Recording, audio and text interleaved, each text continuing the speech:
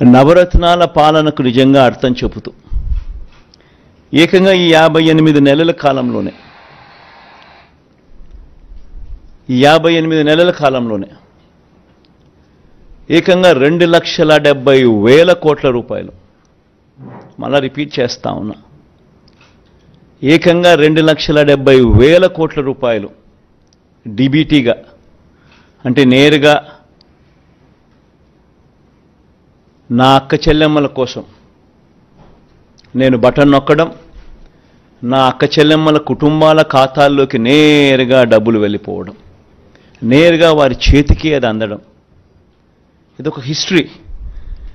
2,70,000 కోట్ల రూపాయలు ఈ మాదిరిగా నా అక్క చెల్లెమ్మలకు దేవుడి దయతో మంచి చేయగలిగాం. పేదల ఆత్మగౌరవాన్ని, అవ్వాతాతల ఆత్మాభిమానాన్ని ఎరిగిన వాడిగా వాళ్ళ ఇంటికి ఈ పథకాలన్నీ డోర్ డెలివరీ చేసిన పరిస్థితులు కూడా ఈ 58 నెలల కాలంలోనే.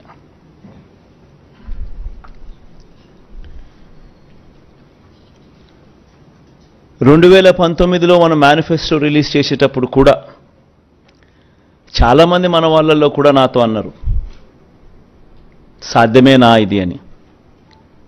ఎందుకనంటే 2019లో మనం చెప్పిన ఈ మాటలు, చెప్పిన ఈ హామీలు ఏదైతే ఉన్నాయో, ఆ తర్వాత ఈ 58లో ఏదైతే మనం ఇంప్లిమెంట్ చేశామో, గతంలో ఆంధ్ర రాష్ట్ర హిస్టరీలో ఎప్పుడూ జరగల.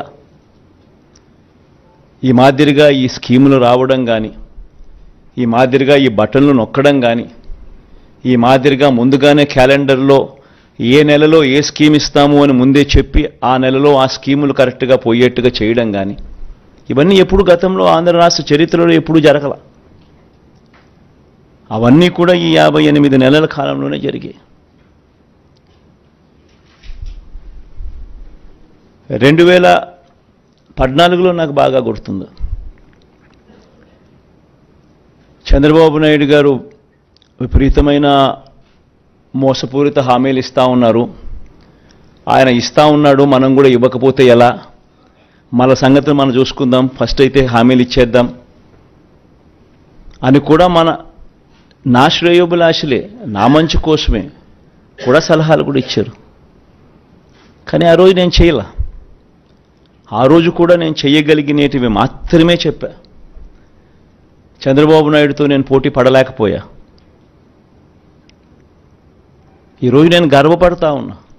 నాకు అధికారం 2014లో రాలేకపోయినప్పటికీ కూడా చరిత్రలో చరిత్రహీనుడిగా మిగిలిపోకుండా చేయగలిగినటివి మాత్రమే చెప్పి, అవి మాత్రమే చెప్పి చేసి చూపించి మళ్ళీ ప్రజల దగ్గరికి ఈరోజు చరిత్రలో ఒక హీరోగా ఈరోజు ప్రజల దగ్గరికి వెళ్తున్నాం.